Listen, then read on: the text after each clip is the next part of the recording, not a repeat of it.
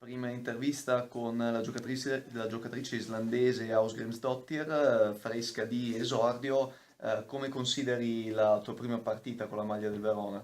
How can you evaluate your first performance with Verona? The game. The game.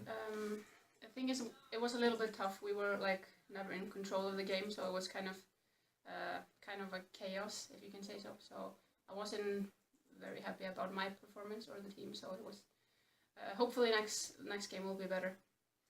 È stata una partita difficile perché c'era molta confusione in campo e non è particolarmente soddisfatta della sua prestazione, comunque è fiduciosa sul fatto di poter fare meglio nella prossima partita.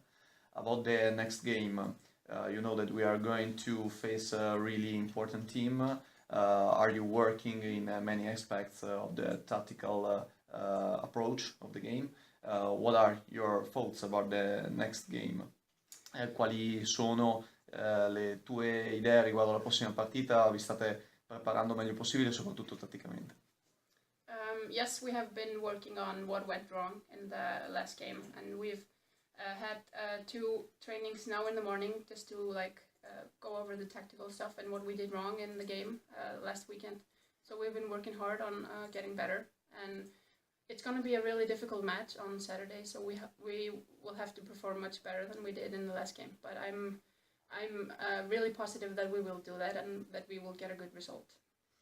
Si stanno lavorando su tutti gli errori che ci sono stati durante l'ultima partita, hanno fatto anche delle doppie sedute per lavorare nella maniera più precisa possibile sugli errori commessi. È abbastanza fiducioso sul fatto che la prossima gara potrà essere sicuramente meglio e penso di poter fare un buon risultato. Mister, si va a Torino contro questa Juventus che è a punteggio pieno e in un gran momento.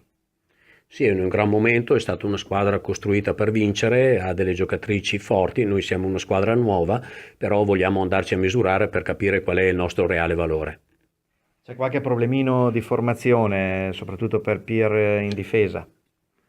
Sì, ci sono problemi, ma oramai noi a questi problemi ci siamo abituati, per cui non sono nemmeno più problemi. Diremo che noi dobbiamo affrontare questa partita non come abbiamo fatto sabato scorso col Valpolicella, ma come sappiamo giocare noi, con la nostra grinta, con la nostra determinazione, con la nostra velocità, con la nostra voglia di fare risultato e di far punti.